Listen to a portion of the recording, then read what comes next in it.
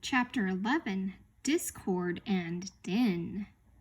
One by one the hours passed, and at exactly 5:22 by Tock's very accurate clock, Milo carefully opened one eye, and in a moment the other. Everything was still purple, dark blue, and black, yet scarcely a minute remained to the long, quiet night. He stretched lazily, rubbed his eyelids, scratched his head, and shivered once as a greeting to the early morning mist. "I must wake Chroma for the sunrise," he said softly. Then he suddenly wondered what it would be like to lead the orchestra and to color the whole world himself. The idea whirled through his thoughts until he quickly decided that since it couldn't be very difficult, and since they probably all knew what to do by themselves anyway, and since it did seem a shame to wake anyone so early, and since it might be his only chance to try, and since the musicians were already poised and ready, he would, but just for a little while. And so, as everyone slept peacefully on, Milo stood on tiptoes, raised his arms slowly in front of him, and made the slightest movement possible with the index finger of his right hand. It was now 5:23 a.m. As if understanding his signal perfectly, a single piccolo played a single note, and off in the east a solitary shaft of cool lemon light flicked across the sky. Milo smiled happily and then cautiously crooked his finger again. This time 2 more piccolos and a flute joined in, and 3 more rays of light danced lightly into view. Then, with both hands, he made a great circular sweep in the air and watched with delight as all the musicians began to play at once. The cellos made the hills glow red, and the leaves and grass were tipped with a soft pale green as the violins began their song. Only the bass fiddles rested as the entire orchestra washed the forest in color. Milo was overjoyed because they were all playing for him, and just the way they should. "Won't Chroma be surprised?" he thought, signaling to the musicians to stop. "I'll wake him now." But instead of stopping, they continued to play even louder than before, until each color became more brilliant than he thought possible. Milo shielded his eyes with one hand, and waved the other desperately. But the colors continued to grow brighter and brighter and brighter until an even more curious thing began to happen. As Milo frantically conducted, the sky changed slowly from blue to tan and then to rich magenta red. Flurries of light green snow began to fall, and the leaves on the trees and bushes turned a vivid orange. All the flowers suddenly appeared black. The gray rocks became a lovely soft chartreuse, and even peacefully sleeping Tock changed from brown to a magnificent ultramarine. Nothing was the color it should have been, and yet the more he tried to straighten things out, the worse they became. "I wish I hadn't started," he thought unhappily, as a pale blue blackbird flew by. "There doesn't seem to be any way to stop them." He tried very hard to do everything just the way Chroma had done, but nothing worked. The musicians played on faster and faster. The purple sun raced quickly across the sky. In less than a minute it had set once more in the west, and then, without any pause, risen again in the east. The sky was now quite yellow, and the grass a charming shade of lavender. 7 times the sun rose and almost as quickly disappeared as the colors kept changing. In just a few minutes, a whole week had gone by. At last, the exhausted Milo, afraid to call for help and on the verge of tears, dropped his hands to his sides. The orchestra stopped. The colors disappeared, and once again it was night. The time was 5:27 a.m. "Wake up, everybody! Time for the sunrise!" he shouted with relief and quickly jumped from the music stand. "What a marvelous rest," said Chroma, striding to the podium. "I feel as though I'd slept for a week. My, I see we're a little late this morning. I'll have to cut my lunch hour short by 4 minutes. He tapped for attention, and this time the dawn proceeded perfectly. "You did a fine job," he said, patting Milo on the head. "Some day I'll let you conduct the orchestra yourself." Tock wagged his tail proudly, but Milo didn't say a word, and to this day no one knows of the lost week but the few people who happened to be awake at 5:23 on the very strange morning. We'd better be getting along," said Tock, whose alarm had begun to ring again, "for there's still a very long way to go." Chroma nodded a fond goodbye, and as they all started back through the forest, and in honor of the visit he made all the wildflowers bloom in breathtaking display. I'm sorry you can't stay longer, said Alec sadly. There's so much more to see in the Forest of Sight, but I suppose there's a lot to see everywhere if only you keep your eyes open.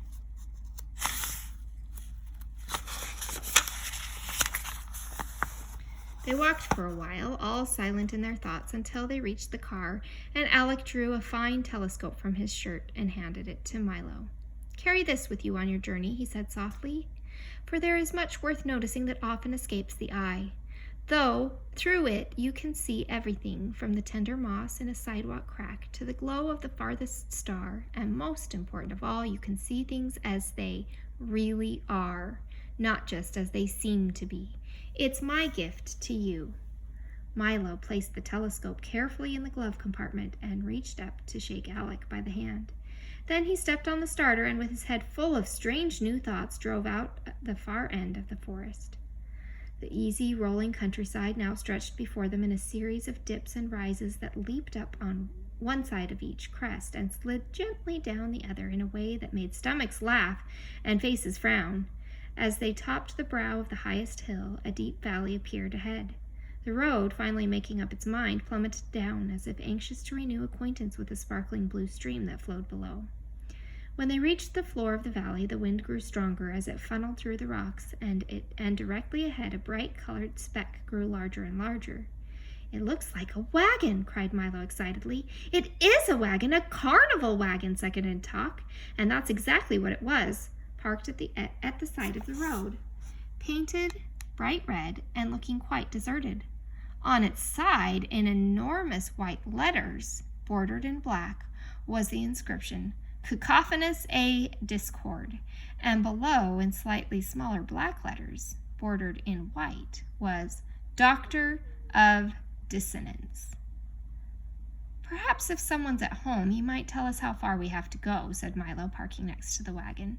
He tiptoed timidly up the 3 wooden steps to the door, tapped lightly, and leaped back in fright, for the moment he knocked, there was a terrible crash from inside the wagon that sounded as if a whole set of dishes had been dropped from the ceiling onto a hard stone floor. At the same time, the door flew open, and from the dark interior a hoarse voice inquired, Have you ever heard a whole set of dishes dropped from the ceiling onto a hard stone floor? Milo, who had tumbled back off the steps, sat up quickly, while Talk and the humbug rushed from the car to see what had happened. Well, have you? Insisted the voice, which was so raspy that it made you want to clear your own throat. Not until just now, replied Milo, getting to his feet. Ha! I thought not, said the voice happily. Have you ever heard an ant wearing fur slippers walk across a thick wool carpet? And before they could answer, he went on in his strange croaking way. Well, don't just stand there in the cold. Come in, come in. It's lucky you happened by. None of you looks well. The faint glow of a ceiling lamp dimly illuminated the wagon as they cautiously stepped inside. Talk first, eager to defend against all dangers, Milo next, frightened but curious, and the humbug last, ready at any moment to run for his life. That's right. Now let's have a look at you, he said. Very bad, a serious case. The dusty wagon was lined with shelves full of curious boxes and jars of a kind found in old apothecary shops. It looked as though it hadn't been swept out in years. Bits and pieces of equipment lay strewn all over the floor, and at the rear was a heavy wooden table covered with books, bottles, and bric-a-brac. Have you ever heard a blindfolded octopus unwrap a cellophane-covered bathtub? He inquired again as the air was filled with a loud crinkling, snapping sound. Sitting at the table, busily mixing and measuring, was the man who had invited them in. He was wearing a long white coat with a stethoscope around his neck and a small round mirror attached to his forehead, and the only really noticeable things about him were his tiny mustache and his enormous ears, each of which was fully as large as his head. Are you a doctor? Asked Milo, trying to feel as well as possible. I am Cacophonous A Discord, Doctor of Dissonance, roared the man, and as he spoke, several small explosions and a grinding crash were heard. What does the A stand for? Stammered the nervous bug, too frightened to move. As loud as possible, Impossible! Bellowed the doctor, and 2 screeches and a bump accompanied his response. Now step a little closer and just stick out your tongues. Just as I suspected, he continued, opening a large dusty book and thumbing through the pages. You're suffering from a severe lack of noise. He began to jump around the wagon, snatching bottles from the shelves until he had a large assortment in various colors and sizes collected at one end of the table. All were neatly labeled. Loud cries, soft cries, bangs, bongs, smashes, crashes, swishes, swooshes, snaps, and crackles. Whistles and gongs, squeaks, squawks, and miscellaneous uproar. After pouring a little of each into a large glass beaker, he stirred the mixture thoroughly with a wooden spoon, watching intently as it smoked and steamed and boiled and bubbled. Be ready in just a moment, he explained, rubbing his hands. Milo had never seen such an unpleasant-looking medicine and wasn't at all anxious to try any. Just what kind of a doctor are you, anyway? He asked suspiciously. Well, you might say I'm a specialist, said the doctor. I specialize in noise, all kinds, from the loudest to the softest, from the slightly annoying to the terribly unpleasant. For instance, have you ever heard a square-wheeled steamroller ride over a street full of hard-boiled eggs? He asked. And as he did, all that could be heard were loud crunching sounds. But who would want to hear all those terrible noises? Asked Milo, holding his ears. Everybody does, said the surprised doctor. They're very popular today. Why, I'm kept so busy I can hardly fill the orders for Noise Pills, Racket Lotion, Clamor Salve, and Hubbub Tonic. That's all people seem to want these days. He stirred the beaker of liquid a few more times, and then, as the steam cleared, continued. Business wasn't always so good. Years ago, everyone wanted pleasant sounds, and except for a few orders during wars and earthquakes, things were very bad. But then the big cities were built, and there was a great need for honking horns, screeching trains, clanging bells, deafening shouts, piercing shrieks, gurgling drains, and all the rest of those wonderfully unpleasant sounds we use so much of today. Without them, people would be very unhappy, so I make sure they get as much as they want. Why, if you take a little of my medicine every day, you'll never have to hear a beautiful sound again. Here, try some. If it's all the same to you, I'd rather not, said the humbug, backing away to the far corner of the wagon. I don't want to be cured of beautiful sounds, insisted Milo. Besides, growled Talk, who decided he didn't much like Dr. Discord, there is no such illness as lack of noise. Of course not, replied the doctor, pouring himself a small glass of liquid, but that's what makes it so difficult to cure. I only treat illnesses that don't exist. That way, if I can't cure them, there's no harm done. Just one of the precautions of the trade, he concluded, and seeing that no one was about to take his medicine, he reached toward the shelf, removed a dark amber bottle, dusted it carefully, and placed it on the table in front of him. Very well, if you want to go through life suffering from a noise deficiency, I'll give it all to the din for his lunch, he said, and he uncorked the bottle with a hollow-sounding pop. For a moment, everything was quiet as Milo, Talk, and the humbug looked intently at the bottle, wondering what Dr. Discord would do next. Then, very faintly at first, they heard a low rumbling that sounded miles away. It grew louder and louder and closer, until it became a deafening, ear-splitting roar that seemed to be coming from inside the tiny bottle. Then from the bottle, a thick, bluish smog spiraled to the ceiling, spread out, and gradually assumed the shape of a thick, bluish smog with hands, feet, bright yellow eyes, and a large, frowning mouth. As soon as the smog had gotten completely out of the bottle, it grasped the beaker of liquid, tilted back what would have been its head if it really had one, and drank it all in 3 gulps. Ah, that was good, master, he bellowed, shaking the whole wagon. I thought you'd never let me out. Terribly cramped in there. This is my assistant, the awful din, said Dr. Discord. You must forgive his appearance, for he really doesn't have any. You see, he is an orphan whom I raised myself without the benefit of governess or any other assistance for. No nurse is a good nurse, interrupted the din, doubling up with laughter, if you can imagine a thick bluish smog doubling up with laughter. For I found him, continued the doctor, ignoring this outburst, living alone and unwanted in an abandoned soda bottle without family or relatives.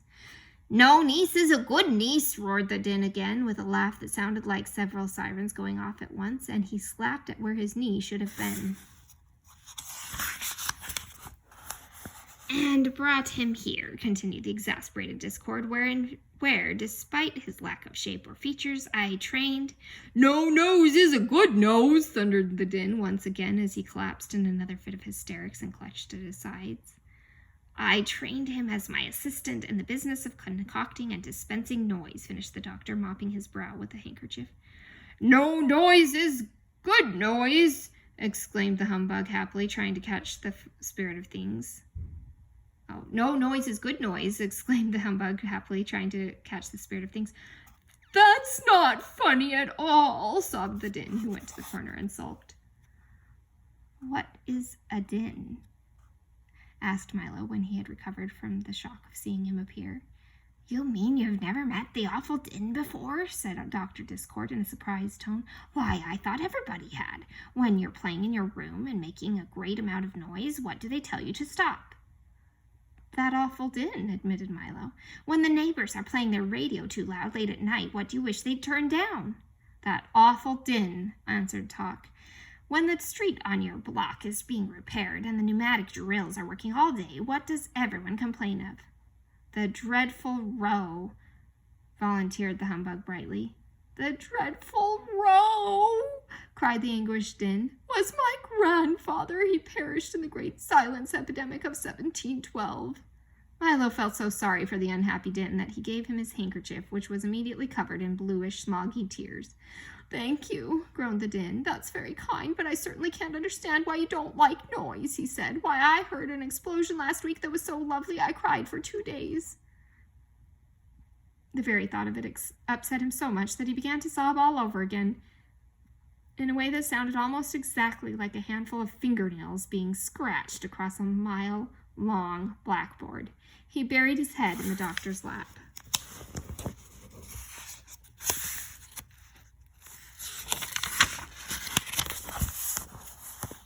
He's very sensitive, isn't he? Asked Milo, trying to comfort the emotional din. It's true, agreed Dr. Discord, but he's right, you know, for noise is the most valuable thing in the world. King Azaz says words are, said Milo. Nonsense, the doctor roared. Why, when a baby wants food, how does he ask? He screams, answered the din, looking up happily. And when an automobile wants gas, it chokes, he shouted again, jumping for joy. When a river wants water, what does it do?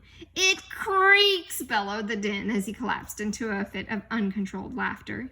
And what happens when a new day begins? It breaks, he gasped joyfully from the floor, a look of utter bliss covering his face.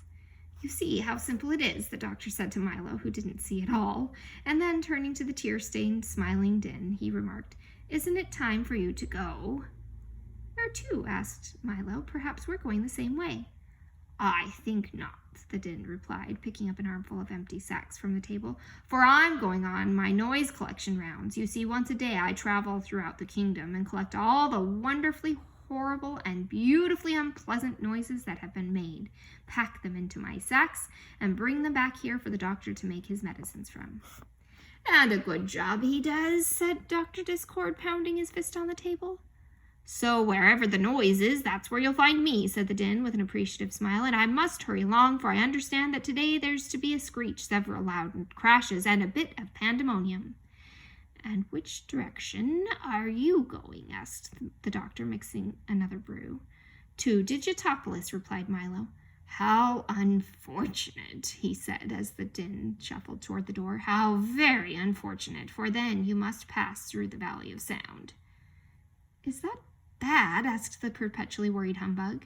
The din paused in the doorway with a look of extreme horror on his almost featureless face, and the doctor shuddered in a way that sounded very much like a fast-moving freight train being derailed into a mountain of custard. Well, you might ask, for you will find out soon enough, was all he could say as he sadly bade them farewell, and the din galloped off on his rounds.